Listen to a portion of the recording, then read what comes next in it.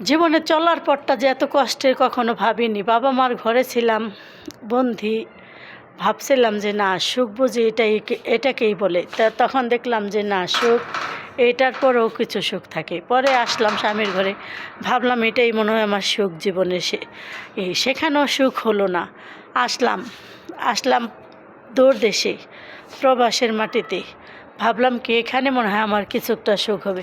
প্রবাসের মাটিতে এসে দেখি না, তবুও আমার কোনো সুখ নেই। তবে তোমাদের ভিডিও বানাইতে দেখে মধ্যে মধ্যে মনে হয় কি দু একটা ভিডিও বানাই, যদি এখান থেকেও কোনো কিছু করতে পারি। তবে দেখি তাও মনে হয় হবে না। আল্লাহ চাই না যে আল্লাহ যাকে বেশি ভালোবাসে তাকে তত দারিদ্রতা রাখে। তবে আমি আল্লাহর প্রতি অনেকটা খুশি। যদি আমি দারিদ্রতা থেকে যদি আল্লাহ যদি খুশি হয়, তবে আমি তাতেই খুশি। কারণ আল্লাহর কাছে আমি অনেক কিছু না চাই পাইছি, যা আমার জীবনে চাওয়ার মতো সমর্থ বা যোগ্যতা আমি ছিলাম না। কারণ আমি আল্লাহর কাছে একটাই চাইতাম যে আমি একটু সুখ বা শান্তি। তবে আমি পরিপাশটাতে সুখী। আমার একদিকে আমি অসুখী কি আমার নাই বাড়ি, নাই ঘর, নাই টাকা, নাই পয়সা, শুধু আমি কাঙাল। তবে আমি আরেক দিকে সুখী। আমার ছোট্ট ফ্যামিলি নিয়ে আমি অনেক শান্তি, অনেক সুখী। তো আর আল্লাহ চায় যে আমি এভাবেই থাকি। আল্লাহ যদি চায় তবে আমার কোনো সমস্যা নাই। আল্লাহর খুশিতে আমি খুশি। আল্লাহ যাকে ভালোবাসে তাকে এভাবে রাখে। আমি এতটা খুশি, আল্লাহ আমাকে পাক মদিনা শরীফ দেখাইছে। আল্লাহ আমাকে রোজা রবিজির মদিনা দেখাইছে। আল্লাহ আমাকে মক্কা মদিনা দেখাইছে, মক্কায় গেছি। আল্লাহ আমার কাবা ঘর দেখাইছে। আমি মা আমিনার মসজিদ ঘর দেখছি, বা এখানে নামাজ পড়ে আসতে পারছি। আল্লাহর এতটাই আমি কখনো আশা করি নাই বা আশা ছিল না। কারণ আমি আশা করব কি, আমার তো টাকা পয়সা কোনো কিছুই নাই, বাড়ি নাই, ঘর নাই, আমি কীভাবে আসবো এখান? তো আমার আসার মতো কোনো সামর্থ্যই ছিল না।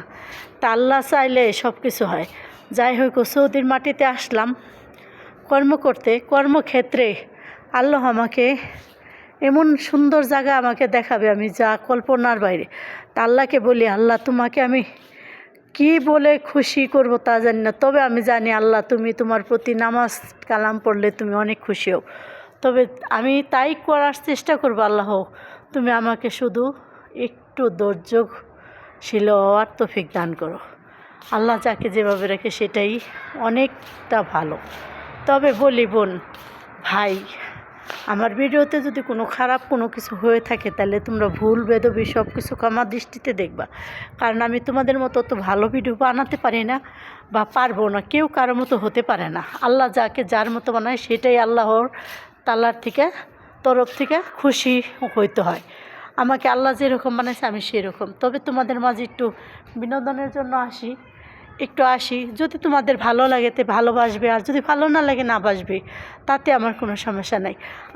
আল্লাহ চায় আমি কর্ম করে খাবো। আল্লাহ যদি চায় যে তোমাদের মাঝে একটু ভালোবাসা পেয়ে আমি একটু সফলতা দেখবো, আর যদি না চায় না দেখবে, কোনো সমস্যা নেই। আল্লাহ যা চায় আমি তাতে খুশি। আল্লাহর প্রতি আমার দৃঢ় বিশ্বাস যে আল্লাহ আমাকে আজও পর্যন্ত আল্লাহ আমাকে যা দিয়েছে আমি তার উপযোগ্যতা ছিলাম না। কারণ আল্লাহ আমাকে এতটা দিয়েছে বা এতটা পেয়েছি, আমার বাড়ি ঘর কোনো কিছুর প্রতি আমার লোভ লালসা নেই। শুধু আমার একটাই আশা যে আল্লাহ আমাকে যেটা ভালোবেসে দেয় এটাই আমার ভালো। আল্লাহ আমাকে যেটা খুশি মনে দেয় সেটাই আমার ভালো। কিন্তু তবে বলতে পারো যে তুমি আল্লাহকে ভালোবাসে আমরা বাসি না, সবাইকে আল্লাহকে যার যার দিক থেকে সে ভালোবাসে। কিন্তু তবে আল্লাহর প্রতি খুশি আমি এইটার কারণে যে আল্লাহ আমাকে যা দিয়েছে তাতেই আমি অনেক খুশি।